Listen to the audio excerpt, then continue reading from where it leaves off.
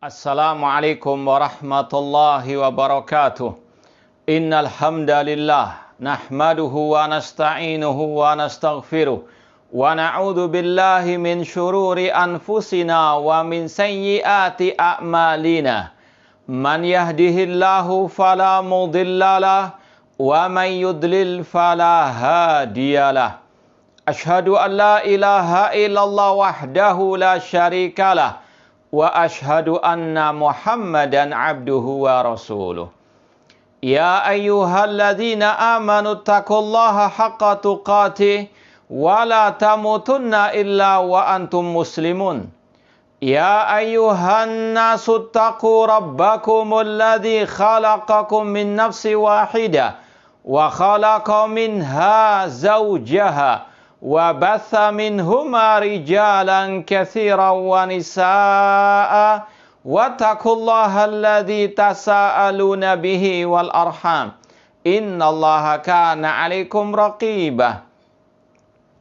Ya ayyuhalladzina amanu taqullaha wa qulu qawlan sadida yuslih lakum a'malakum wa yaghfir lakum dhunubakum wa may yuti'illaha wa rasulahu faqad faza fawzan 'azima. Amma ba'd, fa inna asdaqal hadithi kitabullah wa khairal hadi hadyu Muhammadin sallallahu alaihi wasallam wa syarrul umuri muhdatsatuha wa kullu muhdatsatin bid'ah wa kullu bid'atin dhalalah wa kullu dhalalatin finnar. Ma'asal muslimin, ikhwani fillah wa akhwati, bapak-bapak, ibu-ibu, saudara-saudariku rahimani wa rahmakumullah. Alhamdulillah, segala puji bagi Allah Subhanahu wa taala yang mempertemukan kita kembali dalam kajian kitab Al-Ibana As-Sughra oleh Al-Imam Ibnu Battah Al-Ukbari rahimahullahu taala. Langsung saja kita lanjutkan membaca kitab ini pada halaman 62, poin 180. Poin 180. Meskipun pada pertemuan yang lalu sudah kita baca, namun kita ulangi kembali ucapan Abdullah bin Mas'ud radhiyallahu anhu. Wa qala Ibnu Mas'ud radhiyallahu anhu, idza waqa'an nasu fi syarri faqul la uswata li fi syarr. Kata seorang sahabat Rasulullah SAW, yaitu Abdullah bin Mas'ud radhiyallahu taala anhu, beliau mengatakan apabila manusia terjatuh ke dalam kejelekan atau manusia sudah betul-betul di dalam kejelekan, apalagi di sini kesyirikan dan juga kebid'ahan dan juga kemaksiatan, maka katakan pada dirimu, tidaklah aku akan mengikuti kejelekan. Kata beliau, fakul, katakan, itu pada diri Anda sendiri. La uswata li fi syarr. Tidak ada suri toladan bagiku pada kejelekan atau orang-orang yang di atas kejelekan, di atas kesyirikan, di atas kebid'ahan, kemaksiatan. Liwattina almar'u nafsahu ala annahu in kafaran nasu kulluhum lam yakfur. Hendaklah seorang muslim muslimah punya prinsip dalam kehidupan ini.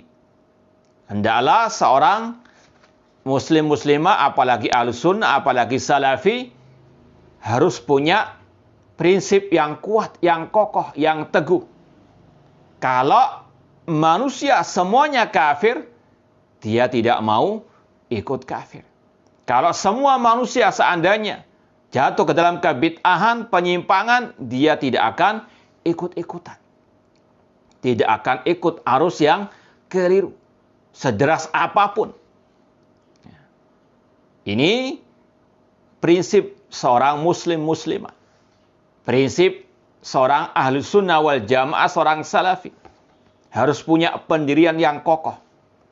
Al-haqqu ahaqqu an yuttaba. Kebenaran, kata Allah, itulah yang wajib untuk diikuti. Meskipun sedikit orang yang mengikuti kebenaran tersebut. Dan inilah yang dikatakan juga oleh Abdullah bin Mas'ud radhiyallahu anhu ketika mentafsirkan arti al-jamaah dalam hadis al-firqatun najiyah, hadis perpecahan umat. Dalam riwayat, Rasul mengatakan yang selamat adalah al-jamaah. Abdullah bin Mas'ud mengatakan al-jamaah ma wafaqal haqqa wa in kunta wahdak. Al-jamaah yang selamat itu adalah yang sesuai dengan kebenaran meskipun engkau sendirian. Ini prinsip dalam kehidupan seorang muslim muslimah, seorang ahli sunnah wal jamaah atau seorang salafi.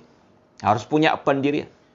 Tidak membebek, tidak membeu, tidak taklid buta, tidak ikut-ikutan.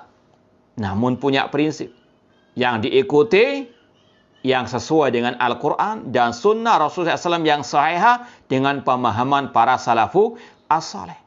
Dan itu yang ada dalam Al-Quran dan Sunnah. Perintah untuk ittiba Al-Quran dan Sunnah dengan pemahaman para salafus saleh. Bukan ikut tren, bukan ikut mode yang menyelisih Al-Quran dan Sunnah Rasulullah SAW. Tidak ikut viral-viralan kalau itu memang menyelisih Al-Quran dan Sunnah dengan pemahaman para salafu as-saleh. Punya pendirian yang teguh.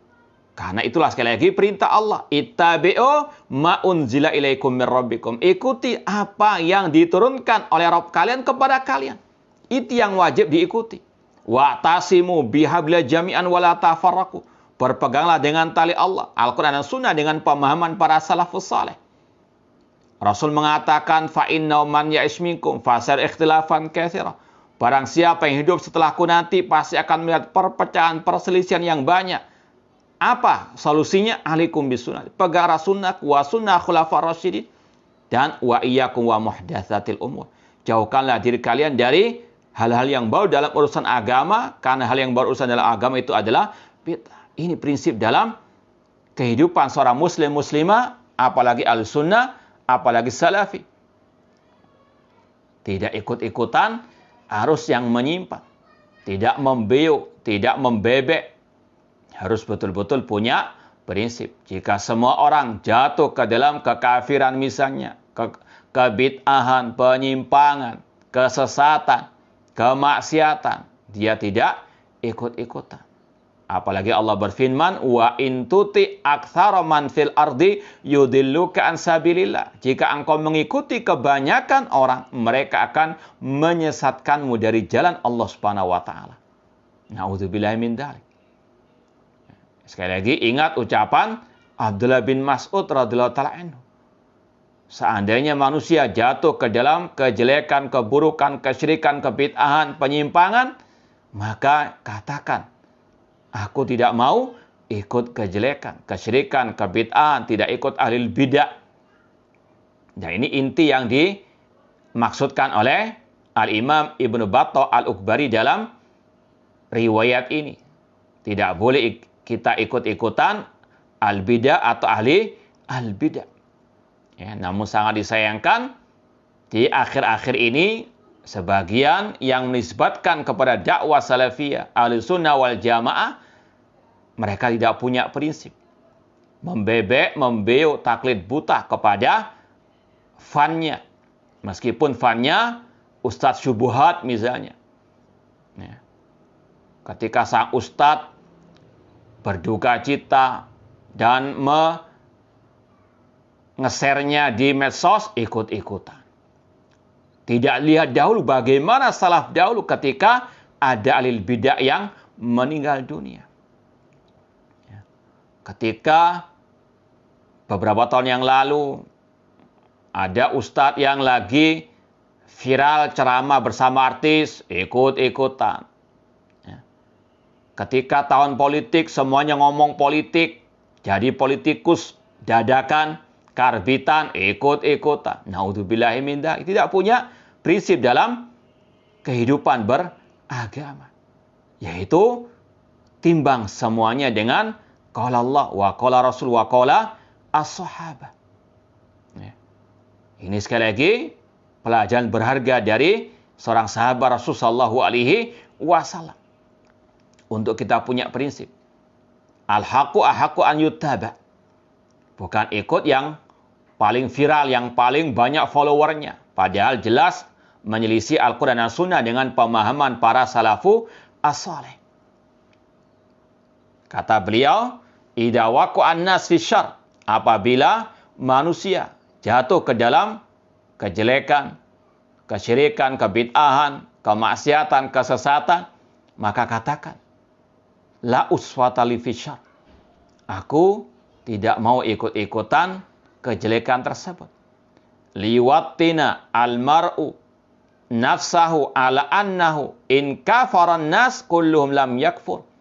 Hendaklah seorang hamba punya prinsip, seandainya semua manusia kafir, dia tidak ikut-ikutan kafir. Seandainya semua manusia jatuh ke dalam kebid'ahan, dia tidak ikut-ikutan al-bid'ah. Meskipun resikonya berat, dimusuhi oleh banyak orang, dicaci maki, dibuli, diboikot di mana-mana.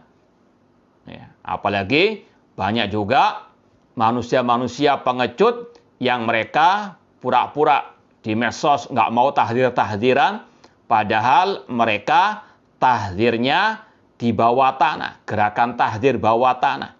Ngelobi sana, ngelobi takmir masjid, ngelobi panitia ini dan itu untuk menjatuhkan lawannya. Na'udzubillah min dalik, atau yang tidak sesuai dengan hawa nafsunya. Ini tahdir ala al-jubana, ala pengecut. Na'udzubillah min dalik. Ya, alaihim ma yastahiqun min Allah.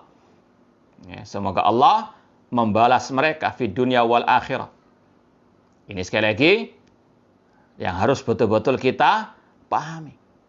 Dan sudah sering kita sampaikan asar dari atau ucapan wasiat emas dari Fudail bin Iyad rahimahullah ta'ala. Ilzam tariqal huda wa la yadurruka qillatus salikin. Pegang erat jalan petunjuk dan tidak akan mencelakakanmu sedikitnya orang yang berjalan bersamamu.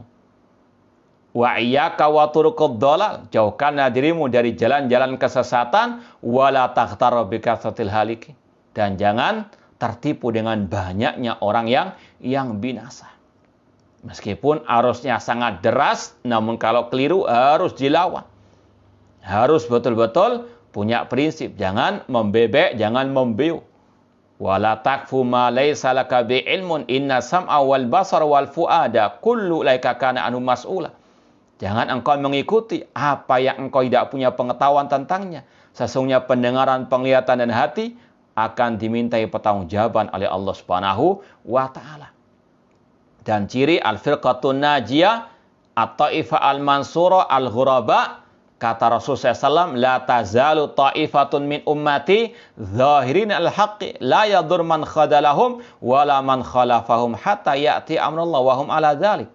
Senantiasa akan ada sekelompok dari umatku, yaitu al-firqatun najiyah at-taifah al-mansura as-salafiyun, yang mereka tegak di atas kebenaran dan tidak mencelakakan mereka. Orang-orang yang menyelisih mereka, memboikot, mencaci maki mereka sampai datangnya perkara Allah.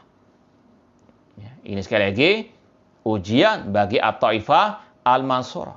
Dan Ahlus Sunnah wal Jamaah bukan hanya terasing sekarang di tengah-tengah kaum muslimin, bahkan terasing pula di komunitas yang ngaku Ahlus Sunnah wal Jamaah. Dituduh keras bantahannya. Padahal kalau golongannya kasar ucapannya, summum bukmun umyun. Na'udzubillahi min dalik. Yang dibahas bahasanya keras dan seterusnya. Substansinya summum bukmun umyun. Ini sekali lagi Ahlus Sunnah wal Jamaah as-salafiyun yang ingin mengembalikan Ahlus Sunnah khususnya kepada akidah wal manhaj salaf yang sebenarnya dikucilkan, diboikot dan sebagainya. Namun sekali lagi ini sunnatullah.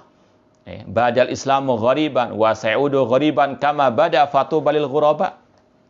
Islam datang dalam keterasingan dan akan kembali dalam keterasingan seperti awal mulanya. Beruntunglah orang-orang yang terasing tersebut.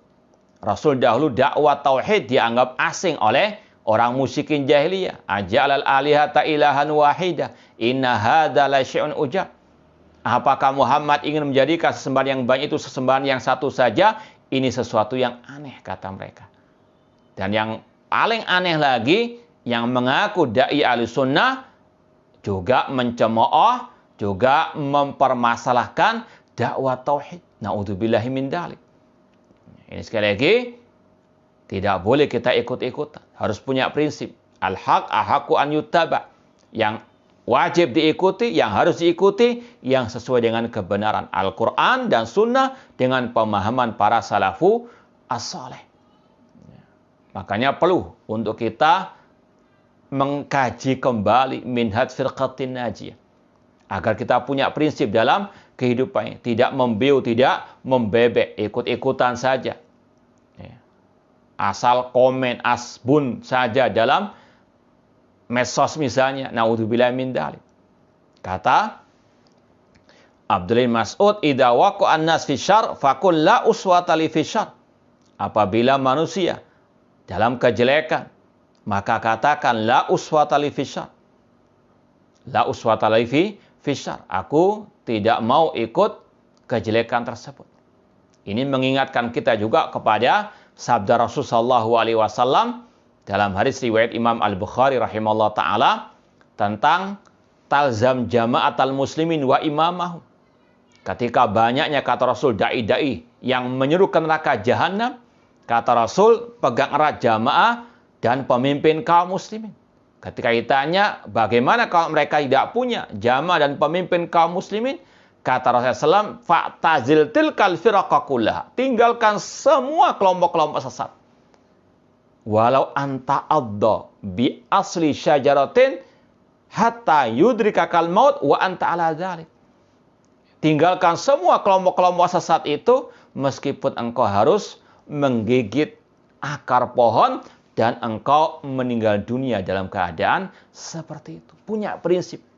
Meskipun semua orang mencaci maki, semua orang membuli, tetap di atas kebenaran. Da'il kilabatan bahwal qafilatu tasir. Biarkan anjing-anjing menggonggong, kafilah tetap berlalu. Punya prinsip dalam kehidupan ini. Yang dicari ridho Allah Subhanahu wa taala, bukan ridho manusia. Karena sebagaimana kata Ar-Rasul sallallahu alaihi wasallam, "Manil tamasa ridallah bi sukhtin nas radhiyallahu anhu wa arda bihin nas." Barang siapa mencari keridhaan Allah, meskipun harus dimurkai oleh manusia, dimusuhi oleh manusia, meskipun juga yang mengaku ahli sunnah, tidak peduli. Pasti Allah akan ridho kepadanya dan Allah akan jadikan orang-orang lain ridho juga kepadanya. Nggak semuanya akan memusuhi. Pasti akan ada yang mensupport, yang mendukung. Meskipun sebagaimana kata Allah, wa qalilun min ibadiyas syakur. Sedikit dari hamba-hambaku yang bersyukur. Kemudian kata Rasulullah SAW, malil tamasa ridhon nas bisukhtillah sakhitallah wa askhata bi'in nas. Barang siapa mencari ridha manusia dengan kemurkaan Allah, Allah murka kepadanya dan Allah jadikan yang lain juga murka kepadanya. Kata Imam Asy-Syafi'i rahimahullah, ridhon nas ghayatun la tudrak. Ridha manusia itu impian, cita-cita yang tidak mungkin bisa digapai. Yang penting ridha Allah. Pegang erat kebenaran, pegang erat Al-Quran dan Sunnah yang sahih dengan pemahaman para salafus saleh. Pasti akan kita raih keridhaan Allah Subhanahu wa taala meskipun pasti banyak musuh. Sebagaimana juga kata para ulama, inna likulli haqqin jahidah. Setiap kebenaran pasti ada yang memusuhi. Wa likulli nikmatin hasidah. Setiap nikmat pasti ada orang yang hasad. Rasul SAW kurang apa? Baiknya, kurang apa? Akhlaknya, kurang apa? Namun beliau tetap dimusuhi ketika berdakwah at-tauhid. Dan sekali lagi, kita harus punya prinsip dalam kehidupan beragama, berdakwah ini Al-haqqu ahaqqu an yuttaba. Kebenaran itu yang wajib, yang harus diikuti. Bukan ikut-ikutan, viral, ikut-ikutan, mode, ikut-ikutan, ya, tren dan sebagainya yang menyimpang dari Al-Quran dan Sunnah dengan pemahaman para salafu as-saleh. Ya, kita lanjutkan poin 181.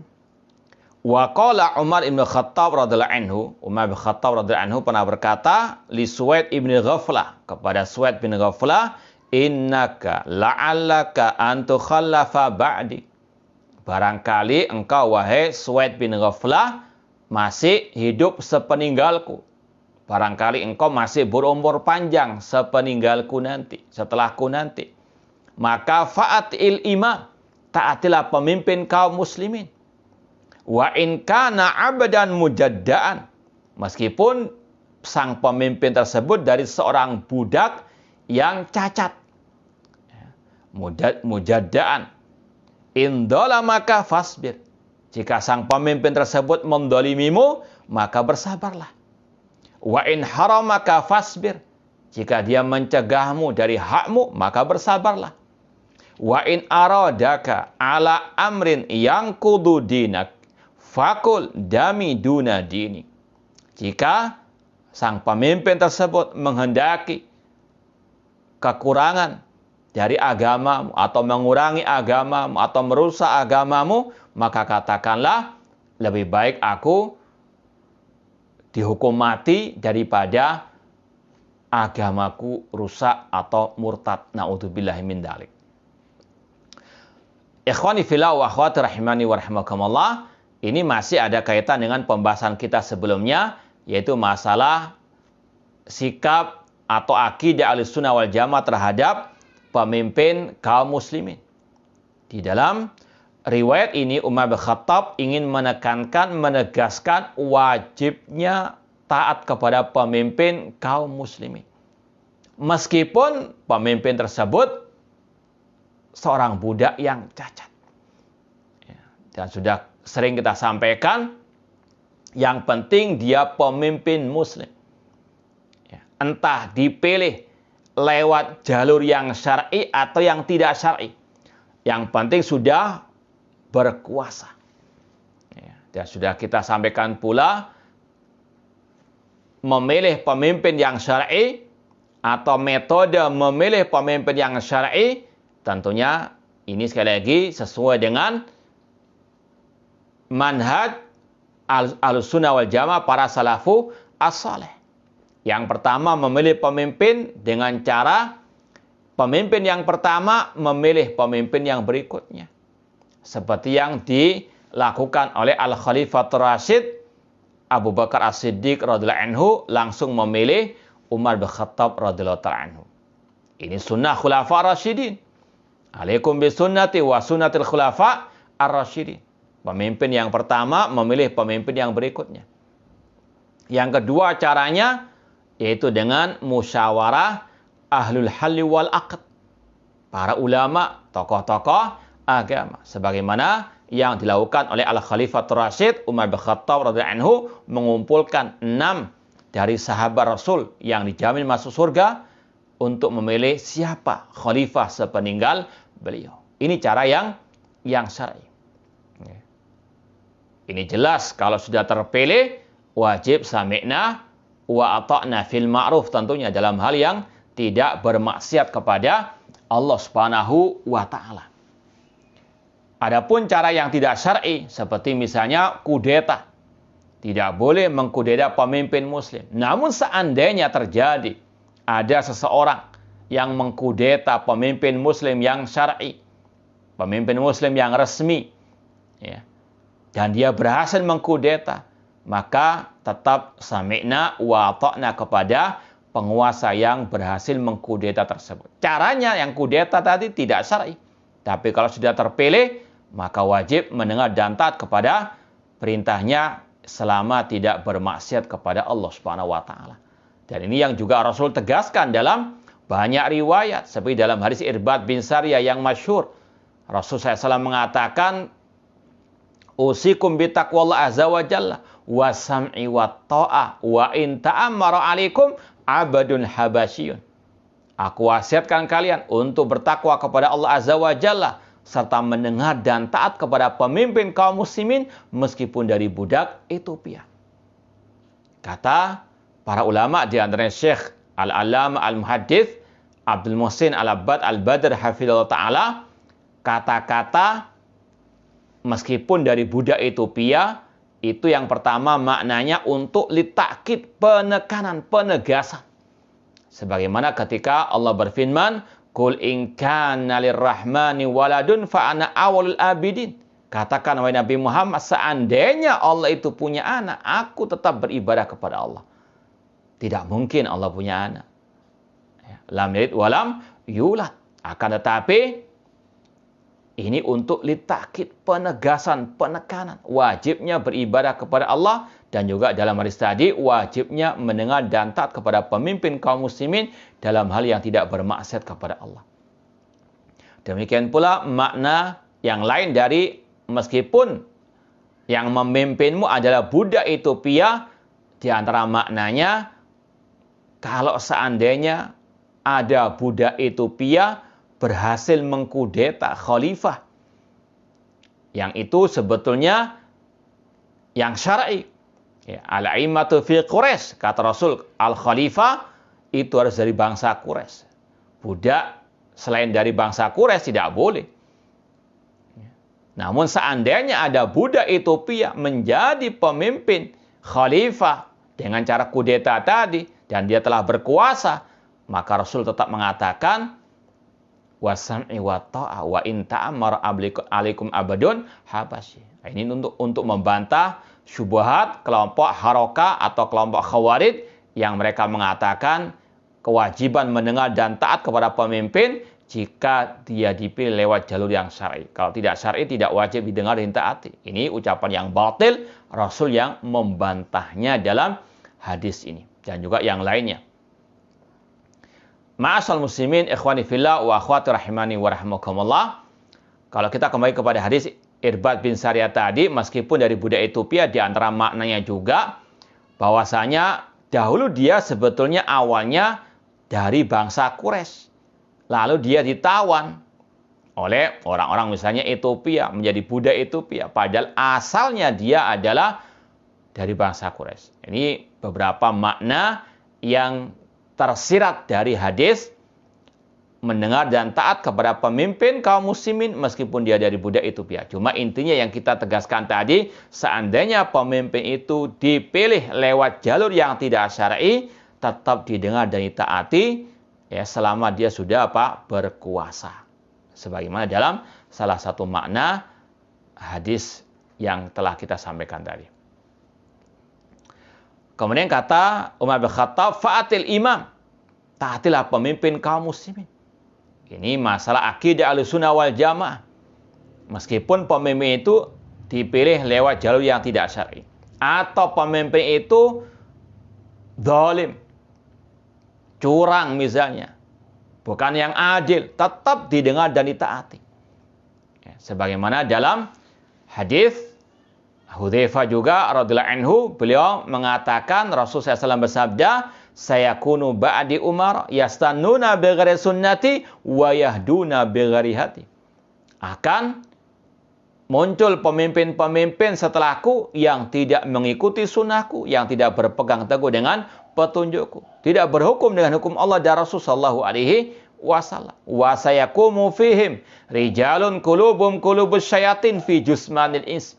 Dan akan muncul dari pemimpin tersebut pemimpin yang berhati setan dalam jasad manusia, pemimpin yang sangat zalim. Hudzaifah bertanya, fa kaifa asna in adraktu dzalika ya Rasulullah? Bagaimana sikapku ya Rasulullah kalau mendapati pemimpin yang seperti itu? Kata Rasul, tasma wa tuti, tetap engkau dengar dan taati. Wa in duriba dhahruka wa ukhidha maluk, meskipun dirampas punggul, meskipun dipukul punggungmu, dirampas hartamu, isma wa ati, tetap dengar dan taati. Bahkan kata Syekh Sulaiman Ar-Ruhaili hafizahullah ta'ala ketika mensyarah hadis ini, Kata-kata meskipun dipukul punggungmu, dirampas hartamu, menunjukkan kedzalimannya itu sudah tersebar di hadapan masyarakat. Ini membantah syubhat dari dai Harokah, yaitu Muhammad Al-Arifi, yang mentakwil bahwasanya hadis ini hanya berkaitan dengan pemimpin yang hanya mendolimi individu, person dari rakyatnya, bukan mendolimi semua rakyatnya atau kebanyakan rakyatnya, tidak. Maka dibantah oleh para ulama dan Syekh Shalih bin Fauzan hafizallahu taala. Dan Muhammad Al-Arifi ini juga mencela-mencela di sebagian tempat melarang orang kudeta terhadap pemimpin muslim yang zalim, namun di tempat yang lain dia membolehkan. Naudzubillah min dzalik. Itu ciri kelompok ataupun dai-dai ahli bidah, dai-dai Harokah selalu mencela-mencela, terutama dalam masalah akidah wal manhaj seperti ini. Naudzubillah min dzalik. Sekali lagi, ikhwani fillah wa akhwati rahimani wa rahimakumullah, meskipun pemimpin itu bukan pemimpin yang adil, selama perintahnya tidak bermaksiat kepada Allah, wajib didengar dan ditaati. Dan ini yang tercantum dalam kitab-kitab akidah ulama Ahlussunnah wal Jamaah. Seperti dalam ucapan Imam At-Tahawi rahimahullah. Beliau mengatakan bahwasanya al-jihadu wal hajju madiyani ma'aulil amri jairan kana am adlan. Berhaji, berjihad bersama pemimpin kaum muslim itu berlaku sampai hari kiamat. Meskipun pemimpin itu bukan pemimpin yang adil. Entah yang adil ataupun yang jair. Kemudian kata beliau, wa nara ta'ata min ta'atillah azza wa jalla fardhu ma lam ya'muru bi maksiyah. Dan kami berpendapat, berkeyakinan mentaati pemimpin kaum muslimin adalah kewajiban atas kita semuanya sebagai bentuk ketaatan kepada Allah Subhanahu wa taala. Karena Allah yang memerintahkan, ati Allah wa ati Rasul wa ulil amri minkum. Ini sekali lagi bantahan juga kepada mereka-mereka yang menyatakan pemimpin yang adil saja yang wajib didengar dan ditaati, atau pemimpin yang berhukum dengan hukum Allah saja yang wajib ditaati. Rasul mengatakan pemimpin tersebut tidak berhukum dengan hukum Allah dan Rasul SAW, tidak mengikuti sunnah Rasul, tidak mengikuti petunjuk Rasul, artinya tidak berhukum dengan hukum Rasul. Dan hukum Allah, hukumnya Rasul, hukum Rasul adalah hukum Allah Subhanahu wa taala. Dan sekaligus ini bantahan kepada kelompok Khawarij yang mengkafirkan pemimpin yang tidak berhukum dengan hukum Allah. Seandainya pemimpin yang tidak berhukum dengan hukum Allah itu kafir, Rasul tidak mungkin mengatakan isma wa ati, tasma wa tuti. Ya. Demikian pula ini membantah syubhat orang-orang yang selalu membawakan hadis yang juga dalam Sahih Muslim tentang pemimpin yaqudukum bi kitabillah. Kata mereka yang wajib ditaati itu yang menyeru kalian kepada Al-Quran. Yang tidak menyeru kepada Al-Quran tidak boleh diikuti. Rasul mengatakan tadi. Ya. Meskipun yang memang paling ideal kalau ada pemimpin yang menyeru kepada Al-Quran dan Sunnah, yang berpegang teguh Al-Quran dan Sunnah, ya itu yang ideal. Tapi seandainya pemimpin tersebut tidak berhukum dengan hukum Allah dan Rasul, Rasul katakan tasma' wa tuti. Ya. Wa in duriba dhahruka wa ukhidha maluka. Nah, ya, di sana banyak syubhat-syubhat kelompok Khawarij, kelompok Harokah tentang masalah ini. Ya, mungkin juga perlu yang mungkin bisa bahasa Arab untuk merujuk kepada bukunya Syekh Abdul Malik Ramadhani, Thali'atud Darij fil Hiwal Ma'al Khawarij, tentang bantahan Ahli Sunnah wal Jamaah terhadap syubhat-syubhat Al-Khawarij. Itu luar biasa. Tentang masalah berhukum dengan selain hukum Allah. Tentang riwayat-riwayat sebagian ulama yang dipakai oleh kelompok Khawarij untuk mengkafirkan pemimpin yang tidak berhukum dengan hukum Allah atau yang mengganti hukum Allah, itu ada dalam buku tersebut, Thali'atu Ad-Darij. Nah, kemudian kita tambahkan lagi ucapan Umar bin Khattab di sini, indola maka fasbir. Jika pemimpin mendolimimu, maka bersabar. Jaga lisan. Dan juga jaga tulisan di medsos. Khususnya zaman sekarang ini, bersabar. Tahan. Ya. Jari-jari kita, tangan kita, dari mengkritik pemimpin di hadapan umum. Atau posting, nge-share kritikan orang lain untuk pemimpin kaum muslim, pemimpin tidak adil dan sebagainya. Naudzubillah min dzalik. Ini yang sangat aneh, bin nyeleneh. Ada orang-orang yang mengaku dai ahli sunnah, namun nge-share, memposting kritikan orang luar terhadap pemimpin kaum muslim. Yang lebih parah lagi, sebelumnya dia melarang hal tersebut. Itulah mencela-menceli, sebagaimana dai-dai harokat tadi. Ini yang perlu untuk apa? Ditahdzir, agar orang-orang yang menisbatkan diri kepada dakwah salafiyah melek, betul-betul paham. Orang-orang yang mencela-mencela tersebut harus betul-betul diberikan peringatan keras, biar tidak membuat syubhat terhadap kaum muslimin, terutama ahli sunnah wal jamaah ataupun as-salafin, apalagi yang mubtadiin yang baru belajar. Ini sangat berbahaya. Kadang melarang mengkritik pemimpin di hadapan umum, tapi juga dia mengkritik atau memposting kritikan orang terhadap pemimpin kaum muslimin, atau juga memuji pihak-pihak yang mengkritik pemimpin di hadapan umum. Naudzubillah min dzalik. Ini sekali lagi bukan termasuk manhaj salaf mencela-menceli, khususnya dalam masalah seperti ini. Nah, kata beliau, indola maka fasbir, jika dia mendolimimu bersabarlah. Sebagaimana dalam hadis riwayat Muslim juga Rasul mengatakan, man ra'a min amiri syai'an yakrahu falyasbir. Barang siapa yang melihat dari pemimpinnya sesuatu yang tidak dia sukai, maka bersabarlah. Jaga lisan, jaga tulisan, jaga anggota badan. Jangan berbuat berkata yang tidak diridhoi oleh Allah Subhanahu wa taala. Apalagi Rasul mengatakan, fa innahu man faraqal jama'ata shibran famata mata mitatan jahiliyah. Karena barang siapa yang memisahkan diri dari barisan pemimpin kaum muslimin, lalu dia mati dalam keadaan jahiliyah. Naudzubillahi min dzalik. In maka fasbir. Jika dia mendolimi maka bersabarlah. Apalagi kata Al-Imam Ibnu Abil Is Al-Hanafi rahimahullah ta'ala dalam syarah Aqidah Tahawiyah, kedoliman pemimpin sebab utamanya adalah dosa manusia. Ma'asabakum min musibatin fabima kasabat aydikum. Tidaklah musibah menimpa diri kalian kecuali karena sebab dosa-dosa kalian. Dan Allah juga berfirman, kadzalika nuwalli ba'dadh-dhalimina ba'dhan bima kanu yaksibun. Demikianlah kami kuasakan sebagian orang dolim atas sebagian dolim yang lainnya karena perbuatan dolim mereka. Adanya pemimpin yang dolim itu sumbernya, sebabnya kedoliman rakyatnya. Ini sekali lagi yang harus dipahami. Maka jangan selalu menyalahkan yang di atas. Naudzubillah min dzalik.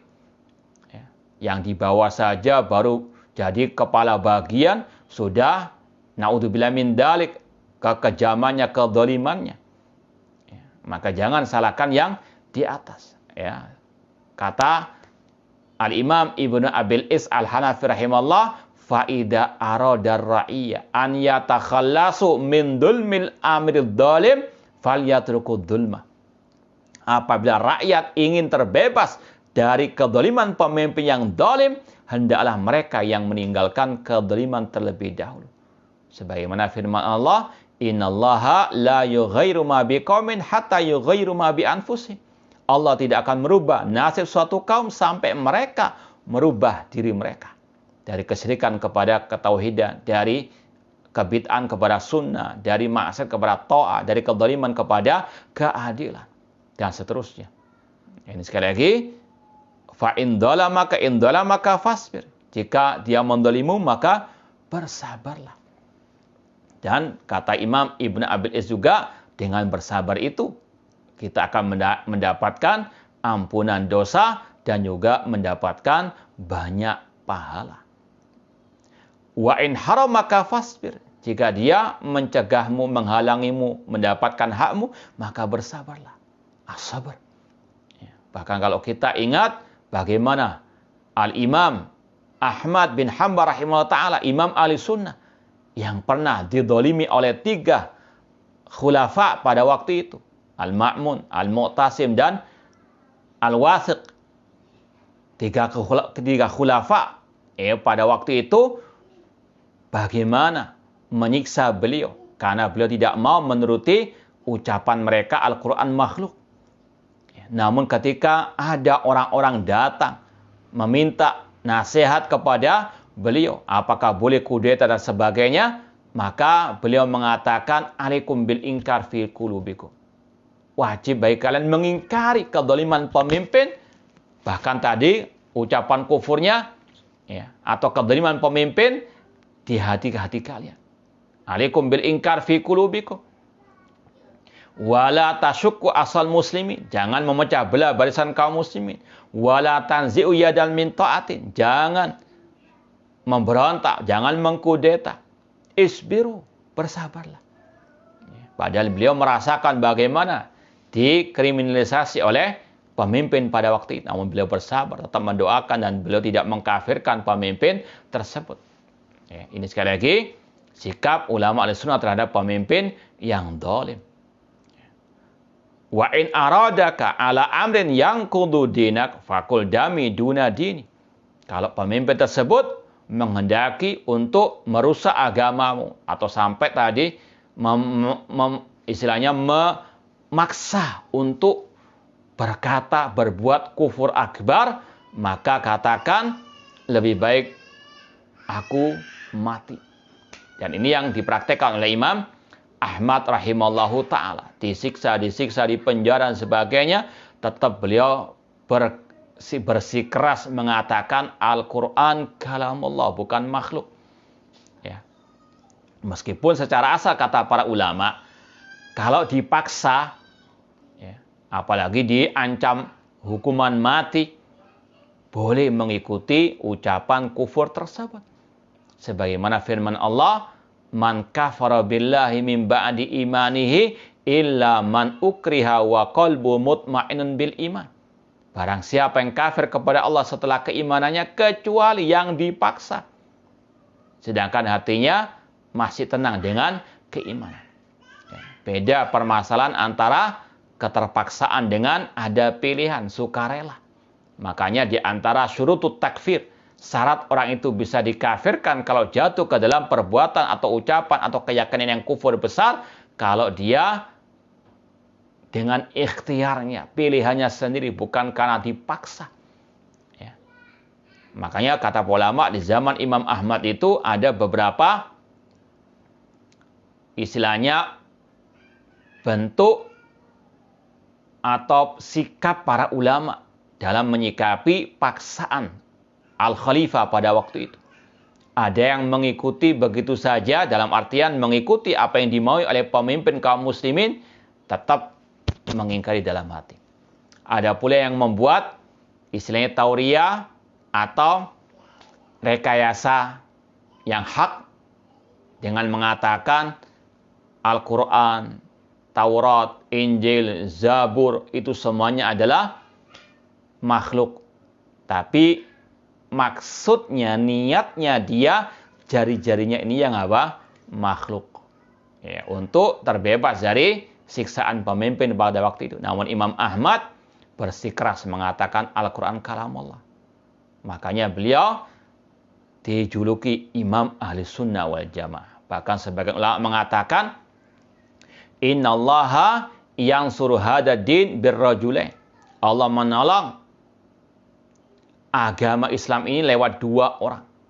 Bi Abi Bakar As-Siddiq yaumar riddah wa bi Imam Ahmad yauma al-mihna.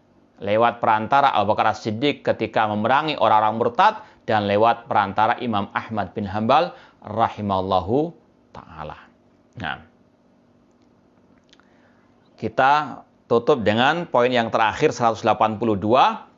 Wa qala Mutarrif ibnu Abdillah, seorang ulama salaf yang bernama Mutarrif bin Abdillah berkata, man badala dinahu duna malihi aurathahullahu al-faqra. Barang siapa yang menjual agamanya untuk mendapatkan harta dunia, Allah akan timpakan kefakiran.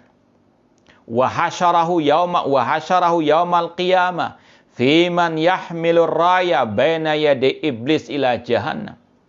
Dan Allah akan kumpulkan dia pada hari kiamat bersama orang-orang yang membawa bendera di hadapan iblis ke neraka jahanam. Na'udzubillahi min dzalik. Dan ini yang masih ada kaitan dengan poin 180, yaitu membebek, membeo tanpa punya prinsip. Tidak berpegang erat, berpegang teguh dengan kebenaran. Ingin apa? Meraih kedudukan, harta, ataupun yang berkaitan dengan urusan dunia, namun dengan menggadekan agamanya, menjual agamanya. Tahu kebenaran, tahu akidah manhaj yang benar, cuma karena takut nanti followernya hilang, takut dicaci maki oleh orang lain, takut kedudukannya dilengserkan. Maka dia rela, dia bahkan membela kebatilan, membela orang yang batil demi kedudukannya. Maka na'udzubillah min dzalik, Allah akan hinakan dia. Akan Allah balikkan niatnya tadi. Niatnya untuk meraih kedudukan, harta di dunia. Namun ketika dia menjual agamanya, Allah jadikan dia orang yang rendah, orang yang fakir. Na'udzubillah min dzalik. Dan ini yang Rasul telah peringatkan. Badiru bil a'mali fitanan kaqitul lailil mudlim. Bersegeralah kalian untuk beramal kebaikan. Karena akan muncul fitnah-fitnah seperti potongan malam yang gelap gulita. Yusbih rajul mu'minan wa yumsi kafiran. Pagi harinya orang itu masih mukmin, sore harinya sudah kafir. Wa yumsi mu'minan wa yusbih kafiran. Sore harinya masih mukmin, pagi harinya sudah kafir. Apa sebabnya? Ya bi'udinahu bi'aradin minad dunya. Menjual agamanya untuk mendapatkan bagian dari urusan dunia. Na'udzubillah min dzalik. Akibatnya tambah fakir, tambah miskin, tambah hina, apalagi di akhirat azab sudah menantinya. Na'udzubillah min dzalik. Maka pegang prinsip al-haqqu ahaqqu an yuttaba. Insyaallah kita akan lanjutkan setelah al-adzan. Nah, ini ada beberapa pertanyaan yang sudah masuk. Bagaimana Ustadz untuk mengetahui da'i yang secara zahir terlihat mengikuti sunnah tetapi pemikirannya di luar pemikiran para as-salaf atau manhaj salaf atau akidah as-salaf? Ya, ini bisanya kita tahu dari ucapannya, tulisannya. Ya, tidak, kita hanya tahu apa dengan zahirnya dia menyampaikan kajiannya. Dan watak nggak sama dengan watu. Ini sudah sering kita sampaikan. Ada orang yang tergelincir sekali dua kali, ya dimaklumi. Quluban al-khata' misalnya. Tapi kalau sudah watak, ini susah. Ya, mencela-mencela, ya, dikritik, dibantah, ngeles ke sana kemari. Ya, dan tadi mencela-mencela terus. Ini sekali lagi, ini yang memang sudah demikian wataknya. Naudzubillah min dzalik. Harus betul-betul kita apa? Waspadai. Ini Ustadz Asyubuhat. Kalau kita ikuti, maka naudzubillah min dzalik. Asyubah khatafa wal qulubu dha'ifa. Syubhat cepat menarik, sedangkan kulub hati manusia itu lemah. Semakin hari semakin marak Ustadz yang tampil podcast didamping oleh host para artis. Kalau dari misalnya golongan orang luar, yaitu memang seperti itu, mereka tidak punya qala Allah wa qala Rasul wa qala sahabah, nggak punya manhaj yang benar. Tapi kalau ada dari yang mengaku Ahlussunnah seperti itu, naudzubillah min dzalik. Ini seperti yang pernah terjadi beberapa tahun yang lalu, yang istilahnya tren yang lagi viral dan sebagainya. Namun Allah tunjukkan itu manhaj yang batil. Ya, kalau alasannya untuk merangkul, bukan untuk mereka dijadikan pembicara. Jadikan mereka orang yang baru belajar. Jangan diangkat-angkat. Kalau sudah terbiasa di depan jamaah, maka nanti akan jadi ustadz, naudzubillah min dzalik, abal-abal. Dan itu yang sudah terjadi. As-sa'id man itta'adha bi ghairi. Orang yang berbahagia, orang yang bisa mengambil pelajaran dari yang telah berlalu itu, ya.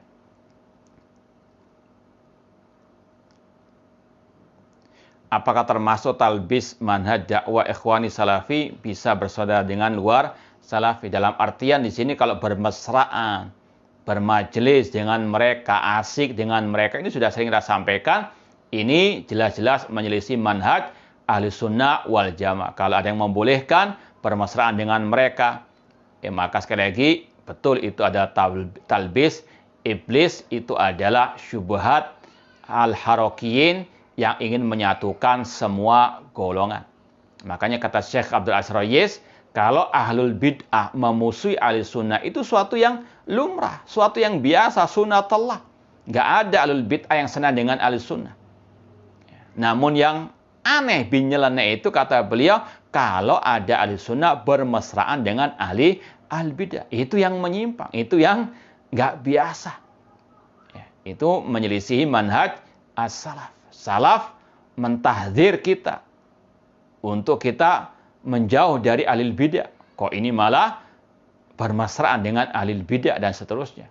Ini sekali lagi bentuk penyimpangan, krisis akidah wal manhaj. Nah, yaitu yang mungkin bisa kita sampaikan pada pertemuan malam hari ini. Semoga bermanfaat, kurang lebihnya mohon maaf, dan kita mohon kepada Allah, semoga Allah Subhanahu wa taala senantiasa memberikan taufik hidayah kepada kita untuk kita bisa istiqomah di atas akidah dan manhaj salaf sampai akhir hayat kita nanti. Wallahu ta'ala, aqulu qouli hadza wa akhiru da'wana anil hamdulillahirabbil alamin. Wassalamualaikum warahmatullahi wabarakatuh.